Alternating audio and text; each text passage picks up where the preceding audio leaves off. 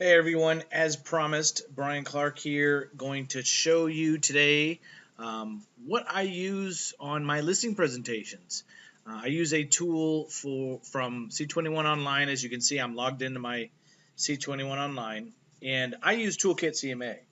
Now, Toolkit CMA has a bunch of different things you can do and different presentations you can use depending on what kind of listing presentation you're going on. But I want to show you sort of my default setting for one that I did recently.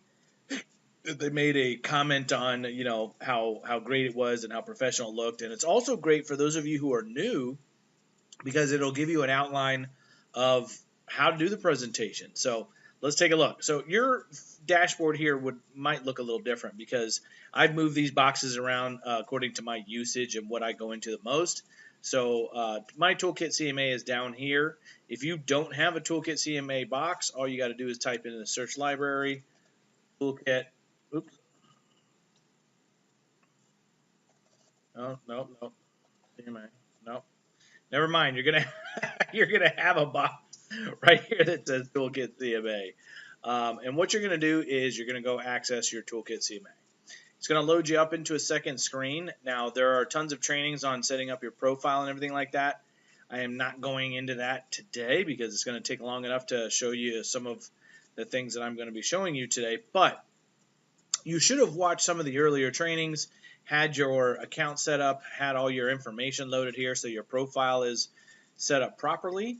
They have tons of assistance and videos. We have daily webinars that we do, and there's also a customer service and chat hotline. The chat hotline is usually there during the week, and I've used them often, and they've been great. So here's what I did. I did my CMA for property that I went and worked on, and I did it in Matrix in MLS. So I have my MLS here, as you can see, and if we go, you'll see my CMAs. I'm going to show you how I did all this. I'm not going to show you how I did the CMA because that's another training altogether, but I want to show you sort of the way that we're going to be using this in order to upload some information into Toolkit CMA. So here's the CMA that I did on this particular property. As you can see, Monday. Go back. So what I want to do is go to presentations. So create new presentation. And I'm going to click it. Now, you're going to see a ton of things checked over here. It's a lot. I went through and I viewed every single page and I checked and unchecked particular ones that I thought were good, and I'll show you sort of what I did on a few pages so you can be a judge yourself and select which ones you want to do. I have a pre-listing presentation saved, as you can see, Jimmy Buttafuoco, Joey's brother. That I practiced this many a times before I went out and had a live listing presentation. As a mentor, one of my number one qualms I have with some folks is you're waiting till the last minute to try to do these things, and it puts you under a high amount of stress and a high amount of pressure to get these things done because you're under fire. So my recommendation to you is make artificial ones, do a CMA on your house, your parents' house, your friend's house, whoever, and get some out of the way so that you can work some of the bugs out when you're trying to do these presentations, okay? Because it won't always be super easy, or you won't get it right the first time. You'll have to do it, a couple times, and you'll be like, okay, this is easy, but it takes a minute to figure out. So what you want to do, we have a CMA only presentation, and we have a pre-listing presentation and regular listing presentation. Now, the neat thing is we also have Fine Homes presentation as well. For those of you who are doing listings that are over 600,000, there's a few different pages, a few different features that are talked about in the presentation so that you can do the Fine Home. But I went into CMA. The CMA, and let me tell you why I don't just do the CMA presentation. The CMA presentation is all right. It's shorter. It has a lot of good pages that are in here, but I didn't feel that that was enough. So I went into the default pre-listing presentation. Okay. Now, you can choose which ones you want to keep and which ones you want to get rid of. Now, if you guys are working with or going on an appointment with an expired listing or a for sale by owner listing, then you just add these two here, and they'll add 2 additional pages that are specific to those 2 properties. Now, as you can see, a lot of checks here. I kept a lot of stuff, but I also unchecked some things as well because I knew I hadn't finished updating all the things. But let's take a look. One of the things you can do prior to getting into setting all this stuff up is you can click into these pages and preview what they look like. Okay, so this is the first page, the pre-listing cover page, which agent photo. So this is the one I selected, and you can actually go through each and every page and select or unselect. So certain ones are like useless, real estate services proposal. So this, I unchecked this one because it's kind of redundant. But as you can see, there's 66 pages total. You're not going to use all of them. But it comes with its own default introduction and letter. You can get rid of that and change it to something you like. But what I like the best here is these seller questionnaires. Okay? So what I would recommend you do, especially if you're new, is getting into going through these presentations and reading them and sort of following a dynamic. Because, when I sat down with these clients and I started asking them questions, I started drumming up concerns and realizations that they may not have had prior. And what I mean by that is, they never even thought about the legal side of selling. They never thought about, having to buy or sell and what kind of time frame they're in, and security of accessibility, being able to put a lockbox on versus not, and sort of what that means. Some people are like, oh, I want to be safer. I don't want a lockbox on my house because I don't want any old realtor being able to get in my house. And that just goes to show you that people don't know how lockboxes really work. So it's actually more dangerous to have no lockbox on your house, because if someone does do something, we have a tracking of who entered your house, and we can actually go after them. If there is no lock, I have no way of tracking who's who. So, there's a lot of ways and things that you can address these in conversation. But these pages are fantastic. And basically, you can go through each one on your own time. But basically what I did is I went through the questionnaire and I asked them. And I started talking about market factors and all that good stuff. And these are great conversational cues for you to go by. So basically, what I did is I went through each and every one of them, and some of them were redundant. Some of them I didn't want to keep, and I set as a default, but it looks like they put them back in here again. I got to go back and check it again. But it talks about home staging, having the global presence. I don't know if you guys are using this in your listing presentations, but the fact that we're the largest company in the entire world and we have a lot of out-of-country people looking is pretty fantastic, especially out of state, because a lot of these big companies here in Florida, they're not outside of Florida. And there's a lot of people that move outside, from outside of Florida that come here. So what you can do is go through each one of these pages and sort of, like, I don't use Zap a lot, so I left that one. Use some of these pages so that you can, sort of get them on your side. Get them understanding what's going on with the presentation. Hold on. Pre-listing. Something's funky. I think this is the one I use. Is it this one? Yeah, here we go. That's why it was different. All right, I'm sorry. I used a listing presentation because, and here are all the ones that I unchecked. And you can go back and kind of view this again and see which ones I took off. Because there's certain things that were just redundant for me, so I minused them out. But this one, the listing presentation, also had the CMA in here, customizable CMA page, 3 properties. I did the one with 3 properties per page, and then we did with maps and stuff like that. And so this one, the regular listing presentation, I'm sorry, I made a mistake. I thought it was pre, but it's regular listing presentation. I was wondering why nothing was checked right. This is the one that I used because I had saved this as a default. And it gives you a whole bunch of good stuff. So I have a lot of reviews on Zillow and Real Satisfied and stuff like that. I haven't figured out how to add them in yet. So I got to work on that. But it's really neat. If you've gotten Zillow reviews and things of that nature, you can check this and it'll auto populate your Zillow reviews onto your presentation, which is kind of nice because then people can kind of snoop on you, write on the stuff that you leave with them, and know that you do a good job. One of the other things too is you can also list accomplishments. I'm going to research a little bit more about that. Talk about designations or how quickly I sold things. If you don't have anything, then just uncheck it for now. But this is really neat because it's showing you a ton of stuff.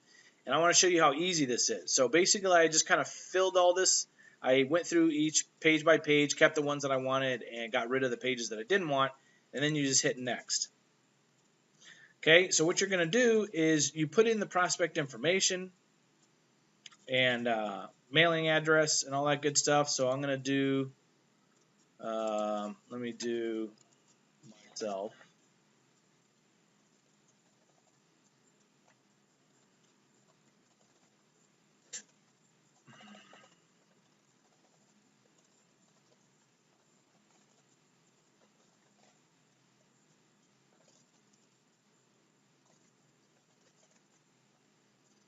Okay, there we go, and next.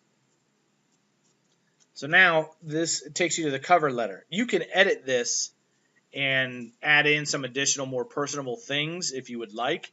Like if this is a friend of yours or this is a family member, or this is someone you just went to a barbecue with, and they're like, hey, I remember you talking to me at the barbecue. You can make mention of something right here to kind of tie it so they don't see that it's just some prefab thing that gets automatically generated. So you can edit this to your liking, or you can just set it as a default.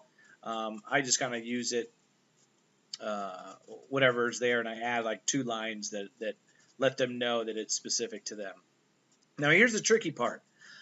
It does have a download guide. Basically, how it loads in your CMA into the program is that you have to do the CMA in MLS. So on that. So I have my CMA here, Richard Quint, already done. So you're going to have to do that first before you start going into doing the Toolkit CMA. Now, when you're done with your CMA, basically what you're going to want to do is you're going to want to download it. So right now it's generating the CMA.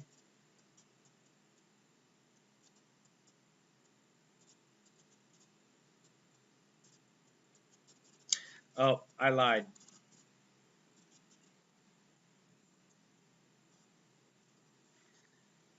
I apologize. MLS download guide here. What you got to do, read this for one. I'm sorry, I did it wrong the first time and I had to redo it again. So I already did my CMA. I had my properties picked out. That's what I meant to say. So what you do is when you go back and you have, like, I have a total of 6 properties. So what I did is I went and kind of earmarked which properties they were. You can go into recent searches, and usually that will find your CMA that you did, or at least the search area.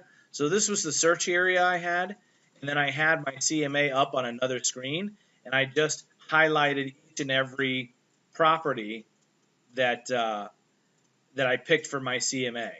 So to cover that again, my matrix, if I go to my CMAs, I open the link in the new tab. Let me go pull it up so I'll show you exactly what I did. Sorry, I had a little bit of a brain step back here. Go to View CMA.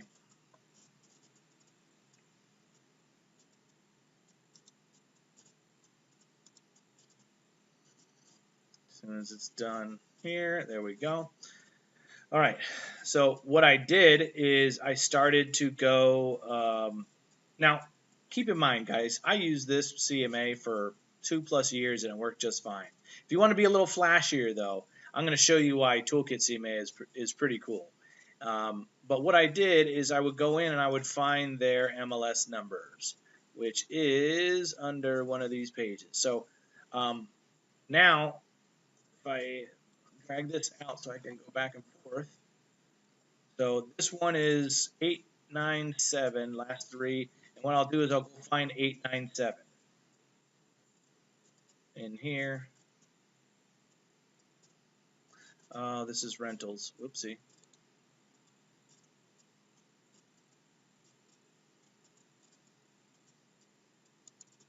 Here we go. Sorry, wrong one. 897, which is here. Then you check it. Go to the next one, 290. So I'm going to look up 290. Check it. 854. It's my next one. 854 is right there. Check it. 881. There's 881.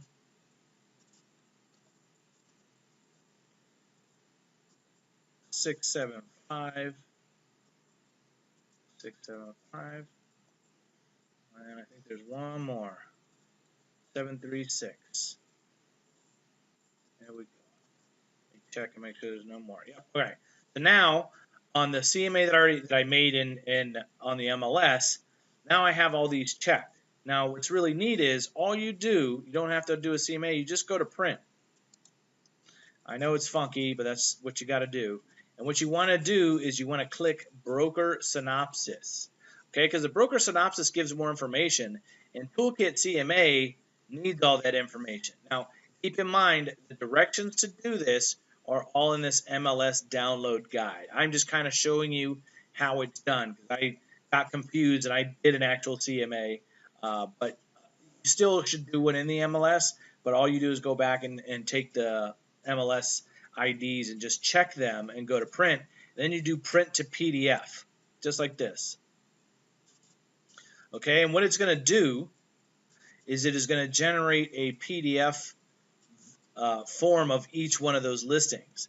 Now, all you're going to do now is save this to your file. So if you go look, I have a listings folder, and this is the, right here. So this is the listings folder, and I have, this is the regular CMA that I did from MLS, and then the Toolkit CMA. So this one is the print version of this. So I saved it, and it has all my little comparables. And then after you complete that step and this little ditty is saved, you get out of it, and let's go back to Toolkit CMA. And you just go to upload. You choose the file right here. So I'm going to go do this, and then open. Actually, let me show you just for practice purposes. I'm going to actually do it. Let me do it with you. Here we go. I'll call it something crazy so I don't accidentally use it. All right, so now I'm going to download. I have Adobe, so I'm going to open it with Adobe so I can rename it. Usually I do it this way just so I can go in and rename it. Save it as a PDF. And then I'm going to do 25, as you see on my previous one, 14 Prairie broker synopsis. That way I know it's the broker synopsis sheet. Save that. Okay, so now that's saved. I can get out of it. Oop. Get out of this. Go back to Toolkit.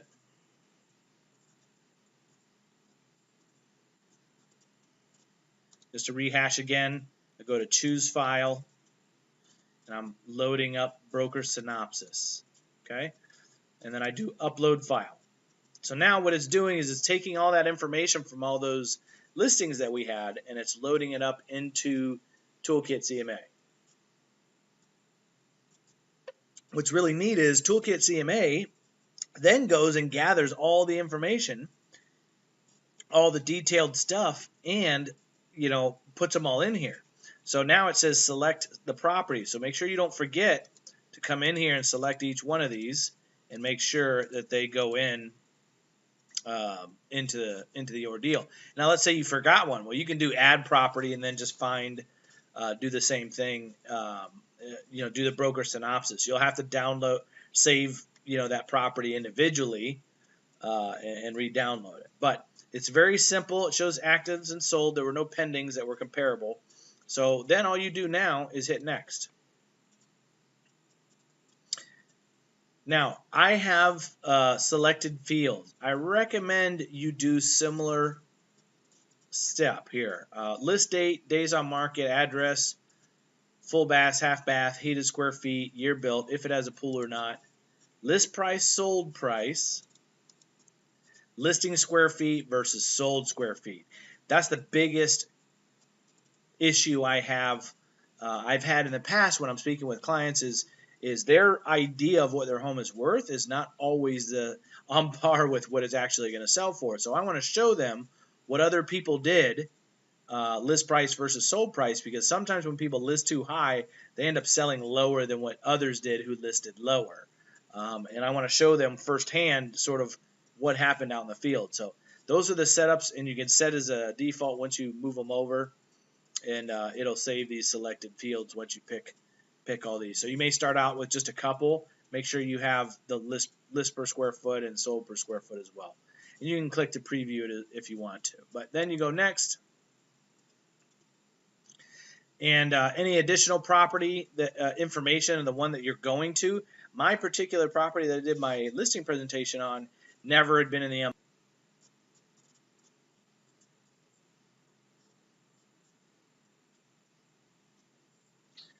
So this property was never listed on the MLS. So what I had to do is I went to the county appraiser's office and I found the photo of the front of it there. And I basically used my snipping tool and grabbed a picture of it, and that's what I'll use to upload here. I'm not going to update any of this because we've already done that. So then you just hit next.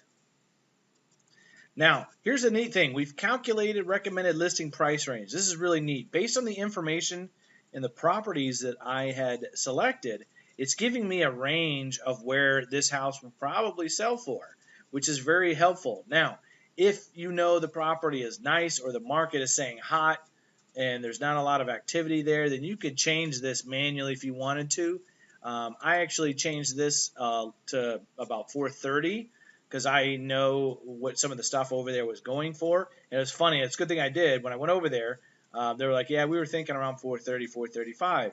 So, hey, we're not far off. We can work with that. So this will give you a calculated range, and you just hit next. And then once again, it gives you pricing strategy and general rules. It has a default information that you have here that you just leave there. But for local market observations, I added in here. They didn't have a lot of properties that were selling, and Zillow's information and other local market information said that it was a buyer's market because there just wasn't a whole lot of people buying in the area. So I put it in here, your market price and range, although bears interest in the area, it's currently not as hot as some other areas in Winter Park are. So I put like a little custom line in here based on the research that I did. And then suggested marketing or suggested pricing strategy, you can reiterate those two numbers again here that were on the previous page, or leave it blank and handwrite it later. So then you just hit next, confirm. Appears you have not. Do you want to continue without ending? Okay. And it also comes with a tablet presentation. Okay. So average price was 408. I'm not going to recreate this. I'll just show you the one that I did because I don't want to, just waste it. But at the end of the day, all you do is hit OK, and then you just click here. If you have a tablet, you can do the presentation from there as well, which is super handy. But let me show you what it looks like. So here's my completed one.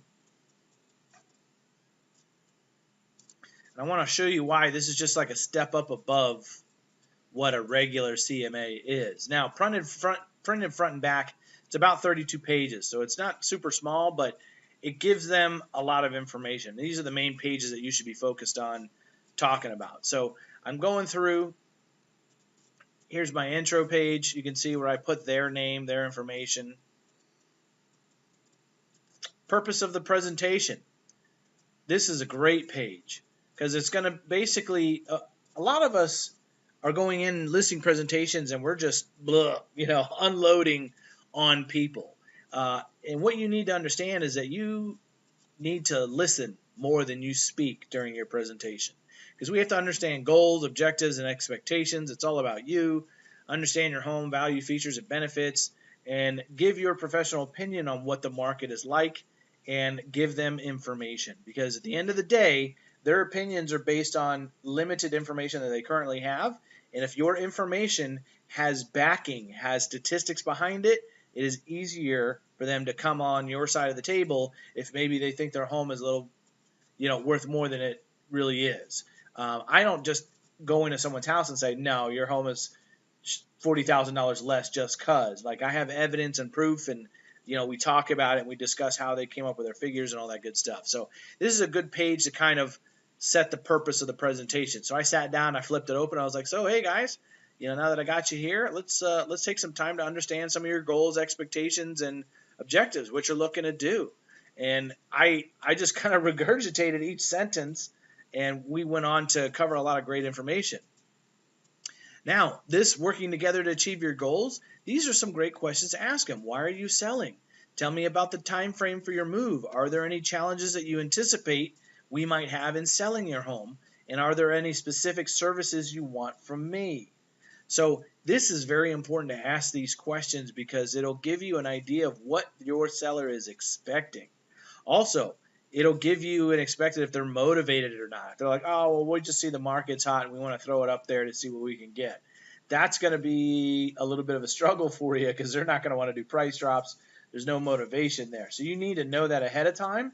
So if that's the case, then you need to price it more aggressively from the get-go, because the chances are them budging are going to be little to none. Okay? So once again, a lot of great good questions that it asks here. Unique value of the home. What caused them to buy? What features have you enjoyed? Sort of getting a background, getting them talking about their house. Also, I'm taking notes because I want to use this during my description, and I'm asking them directly, what features or benefits do you want highlighted? So that way, when I send them a copy of their description, when I put it up in the MLS, they're like, oh, you did a great job. Well, of course, I just wrote what you said.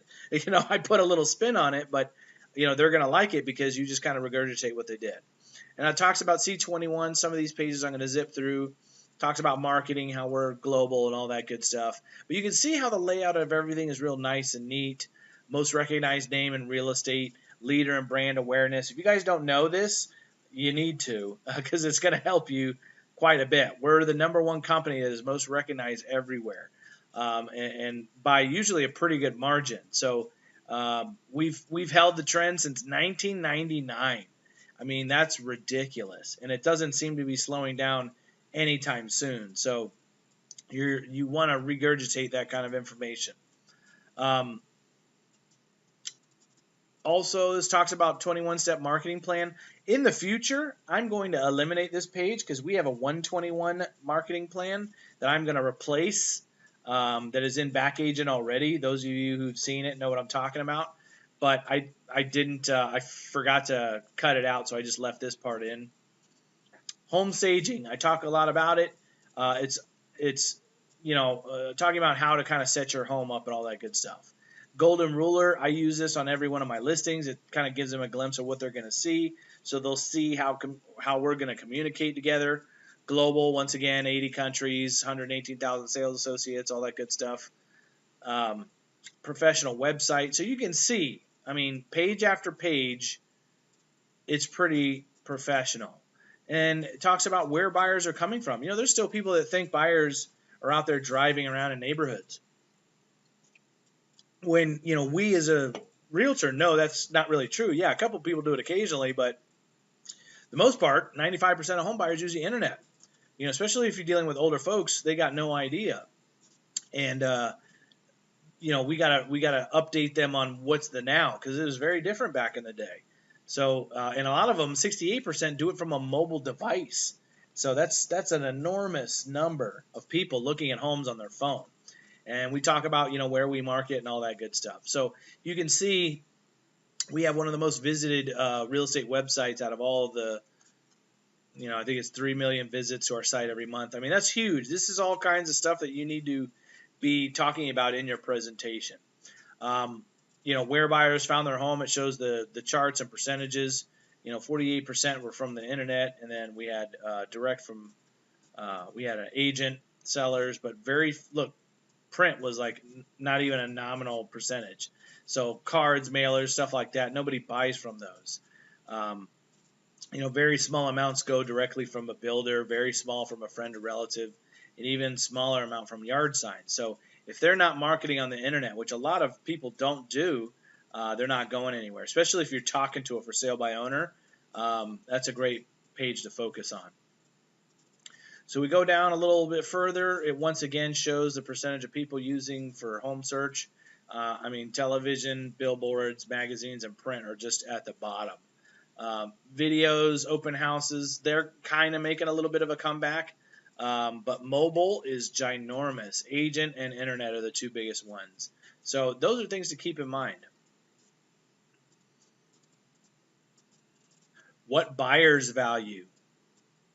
And that's very important. Photos, by far still. Detailed property information. So that's why you're asking all those questions at the beginning to sort of get them in the understanding, hey, we need to share a lot of info. Neighborhood info, interactive maps, videos, all this kind of stuff that they find. Virtual tours is big. So 3D has taken over video almost, and most agents don't do this. So that's very important that you let them know we do 3D. Being responsive, agents were calling back. I get a lot of you new agents that are, trying to show your buyers properties and the agent never responds to you. Well, yeah, it's a big problem out there. And, you need to make sure that you're not going to be one of them, and let your sellers know that you're going to answer the phone and call people back. We're mobile ready, but there's a particular page in here that I want you to see. Full screen photos, that's always big. Photos are the number one thing buyers want to see. Yep. Social media, we do all kinds of stuff on social media. It also gets shared on Workplace on social media, Flickr, all that good stuff. Where's the one? Market overview. Determining the value of your home. Here we go. Veterans and new people, pay attention to this page. This is where you spend the bulk of your time during listing presentations, because there's three things that sell homes, and it is condition, or number one is price, condition, and marketing. Okay? No matter what condition the home is in, it could be a total dump. But if the price is right, it'll sell. If the price ain't right and the condition's bad and the marketing's poor, it'll never sell. You have to have a combination of all of them. But this kind of tells you the market determines price. Realistic pricing will get you sold in a reasonable time. But cost of improvements are almost always more than the added value. So sometimes people are like, oh, I put in new built-ins, I did this, I did that. Sometimes they over-improve their house based on their market or their neighborhood. You don't always get your money back, and that's something that they have to understand.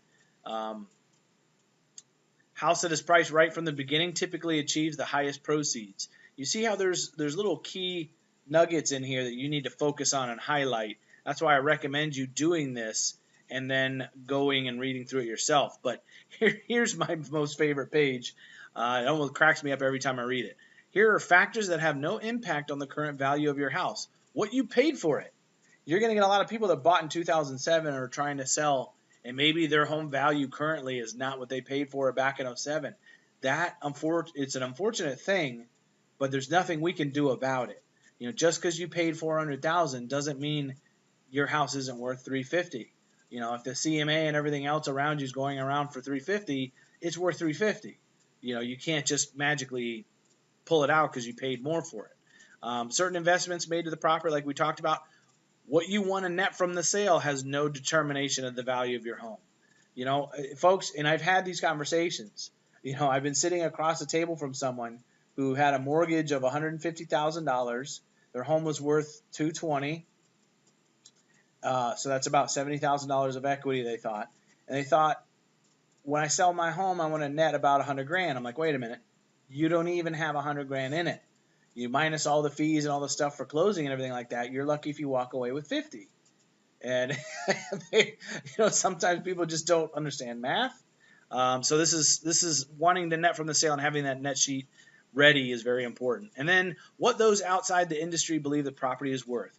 My friend Bob, who has a sprinkler company, thinks my house is worth $230. Well, that's great. Bob's not a realtor. He's not doing home valuations or because people will get a lot of advice from folks that have no purpose giving advice. Doing a comparative market analysis is it's not a sure dead fire thing, but we have to do it as close as what we think the appraiser is going to come up with, because that's the person we really have to convince. So, and then it talks about what are motivating factors. So this is one of my favorite pages there for sure. And talks about intelligent pricing, effective overpricing, activity versus timing. So there's a lot of good stuff that you can do here that will make you look professional just because of the layout of this. Gives you the subject property profile. It has the picture that I used, all the information. But what I really like is this kind of summary page. It shows list price, the minimum, maximum, what's under contract right now, and what is recently sold. So you can see the median of what's actually sold is around $390, and you can really quickly tell the sold price per square foot is in the they're sub 140, but look at what's listed. There's 2 properties. They're way above what is actually sold not long ago, a couple months here, and the oldest one I had was a lot of months ago. That's why it's the lowest. But my guesstimation based on what's sold would put this in about the 145-ish, 150 range. And you have 2 people who took on properties that are way overpriced, and no surprise, 76 days on market. And this happens all the time, folks. So with showing this, and I'd circling these items and circling the one that's under contract at 140, when there's 2 others, same size, this one's even newer, and it's got a pool, and it's going at a lower price per square, these folks are going to have a hard time selling their house. We don't want to be like them. We want to sell. See, look, it listed 612 days, 10 days on market, gone. Okay, so this gives you a lot of great information, and then it shows you the map, and then pictures and comparables and descriptions. Okay, so all this kind of generic stuff. Let me speed through this and show you some more important things, but it has a really nice layout. I get to the end, it shows comparable of items versus things that they don't have, but then it shows the range. Currently on market, the price range, under contract where it's at, price range of all 3 properties. You can see most of them are down on the lower end. So my client, based on the price per square, I was recommending around the 420. I want to be right in the middle. I don't want to be up here, and I don't want to be all the way down at the bottom. So I want to be in the middle. Low price, high price, medium price, 429. I want to be right in the median. Make sense? So then we scroll. It does it again, pricing your property to sell. Can you see a pattern here? They really want you to focus on the pricing because at the top end, I want them to be a little lower than that if at all possible. But it's just, and here's where I added some custom stuff here.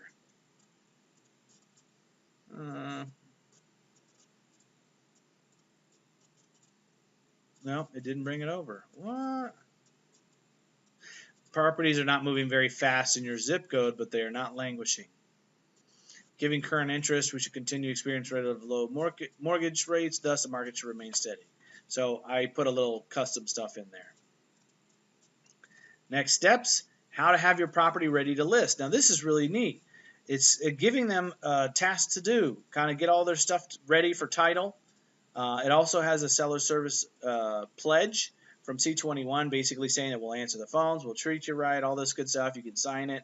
Very nice, guaranteeing that you're going to not, disappear. And then your staging checklist.